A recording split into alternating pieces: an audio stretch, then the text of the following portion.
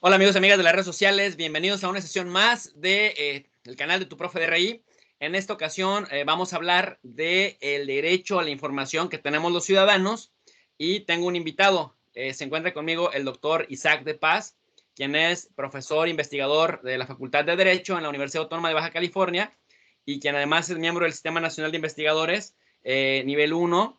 Ha viajado por prácticamente toda Europa, por América Latina, y es un conocedor también pues de lo que hace la Corte y la Comisión Interamericana de Derechos Humanos. En este caso, como es constitucionalista, decía yo, vamos a hablar del derecho a la información, del acceso a la información que tenemos los ciudadanos. Doctor Isaac, muchísimas gracias por aceptar la invitación. Gracias a ti, mi estimado Jesús López Almejo, y buenas noches, buenas tardes a tu público, y pues encantado de estar aquí para discutir estos temas tan importantes en la esfera pública mexicana. Bueno, doctor Isaac, fíjate que eh, en estos días de marzo tuve tres cosas que me llevaron a invitarte para discutir al respecto. Fíjate que me puse a pensar en el problema de Sergio Aguayo con Humberto Moreira con respecto a la demanda que parcialmente le ganó Humberto Moreira a Sergio Aguayo, que lo tiene demandado por 10 millones de pesos y que podría acabar con su patrimonio, porque decía Humberto Moreira que por alguna información que había compartido Sergio Aguayo, pues lo había calumniado, lo había difamado y que había dañado su reputación. Entonces, hay voces que saltaron a la palestra diciendo que pues esto atentaba contra los derechos de la libertad de expresión. Luego, segundo punto, Tatiana Cloutier en estos días también en Twitter puso una imagen quejándose de que ciertos grupos de bots y de troles estaban diciendo que en un WhatsApp ella había dicho que estaba hasta la coronilla de Andrés Manuel López Obrador porque se había dado cuenta que era un tirano y que entonces ya no lo iba a apoyar más. Dice ella, estos señores ni en épocas del coronavirus aprenden y no descansan y siguen. Y entonces yo le contestaba en el tweet, le puse un tweet y le dije, oiga, ¿por qué no legislar o fortalecer la legislación para sancionar con mayor rigurosidad la difamación, las noticias falsas, las fake news, la injuria, etcétera? Y ella me decía, ¿cómo hacer eso sin mermar la libertad de expresión? Y yo pensé, pues justamente en el derecho que tenemos los ciudadanos a la información, pero a la información objetiva, transparente, etcétera. Y por último, doctor Isaac, el diario El Norte, que hace parte del grupo Reforma, empezó a sacar, a decir que las notas o las noticias que da el gobierno mexicano con respecto a la situación del coronavirus, pues que son falsas y que ellos invitaban a la población a sacar sus resultados COVID para demostrar que eran muchos más los contagiados del coronavirus de los que el gobierno reconocía.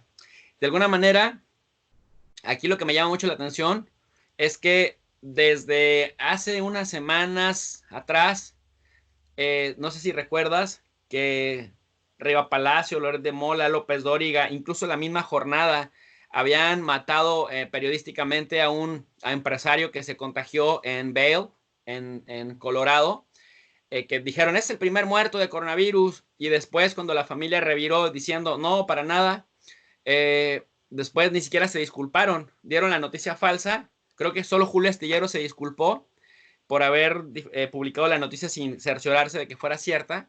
Y entonces siguió la vida como si nada. Entonces, ¿hasta dónde las fake news, doctor Isaac, afectan nuestro derecho a la información como ciudadanos?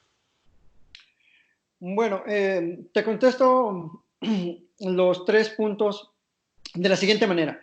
El derecho a la información tiene límites. Está establecido en la Constitución que tenemos esa libertad de publicar, de escribir, de ejercer esa libertad de expresión con el límite de los derechos de terceros, el honor y la moral y el orden público. Pero en la época de Internet, en la tuitosfera, en las redes sociales, esta legislación esta constitucional pues necesitaría ser explicitada para generar, si no límites, sí reglas de juego claras. Eso es muy difícil, no lo han logrado hacer ni siquiera en Europa ni en Estados Unidos, es difícil, pero sí se va limitando por lo menos a las grandes empresas, a los grandes motores de información, a poner reglas más claras y a manejar esa información con más responsabilidad.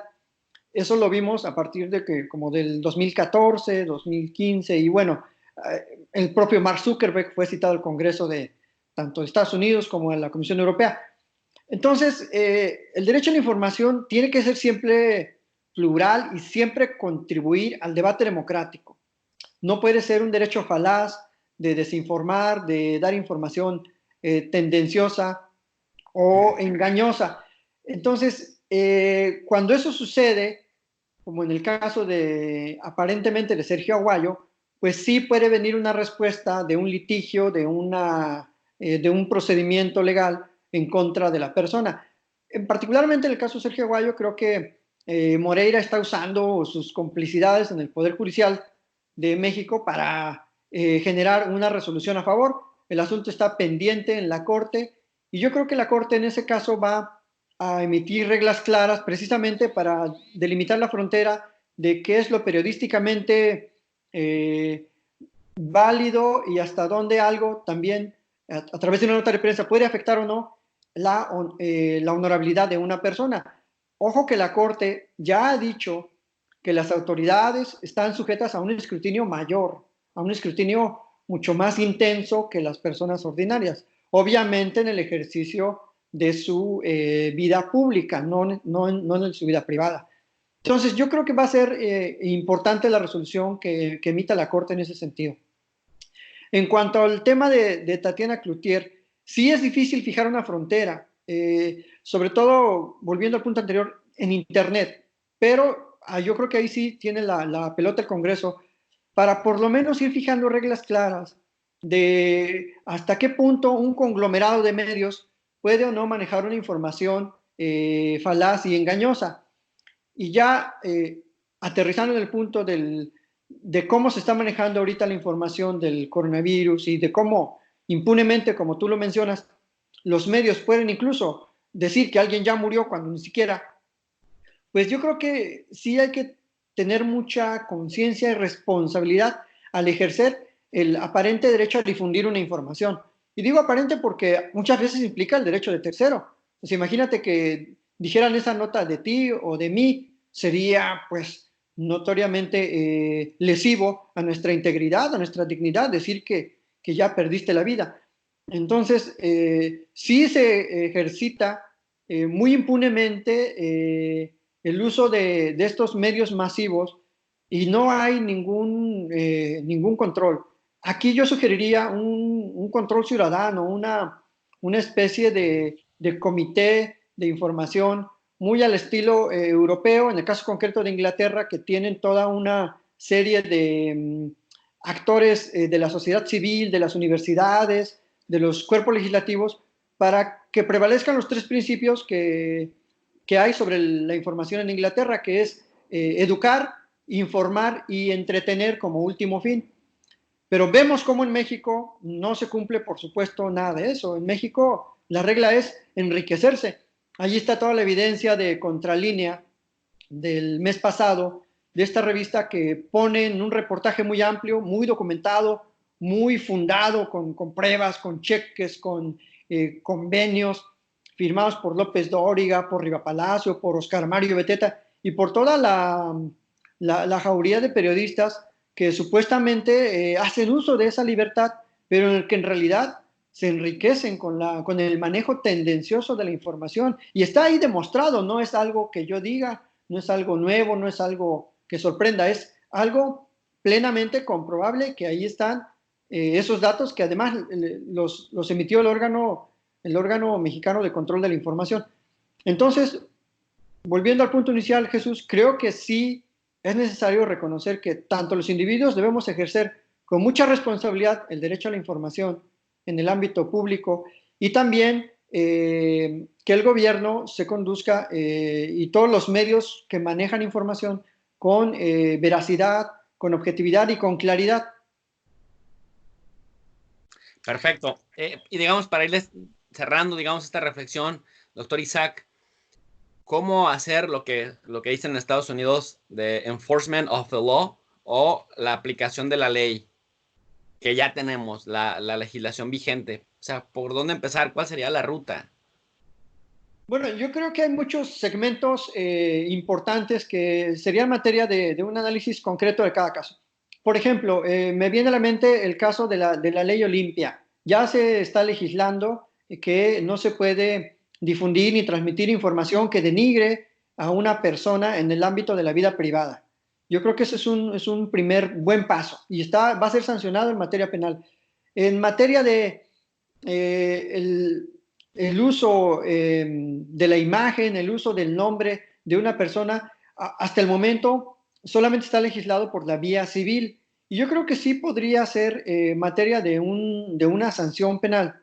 Esa suplantación de la identidad cuando dicen o te atribuyen a ti como persona, o en este caso lo padece Tatiana Cloutier o cualquier otro político, sí ya hay algunos procedimientos penales que se pueden ejercitar para pues encontrar al culpable de esa difusión de esa información negativa o que denigra a una persona simplemente por el hecho de decir una falsedad.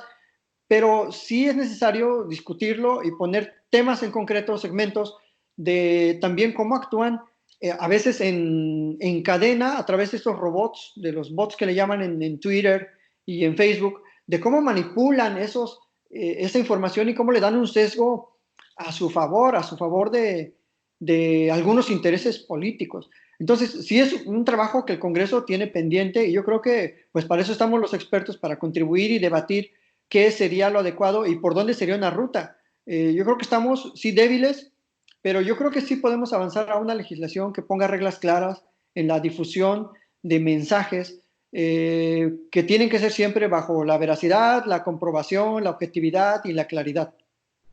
Perfecto. Doctor Isaac, muchísimas gracias. Oye, ¿ya tienes algún canal en donde compartas tus análisis jurídicos en torno a los derechos humanos, a la información, al conocimiento de la Constitución y todas estas cosas que necesitamos aprender los ciudadanos de a pie?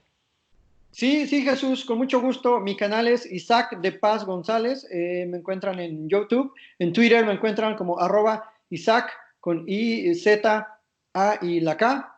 Y pues ahí comparto efectivamente información y análisis breves, concisos sobre sistema interamericano, jurisprudencia constitucional, derechos humanos y sobre todo desde una óptica muy general para que la gente pues es importante que conozca, que se acerque a la Constitución, que la haga suya, porque pues la Constitución es el punto de partida del orden público en México y es importante para todos conocerla.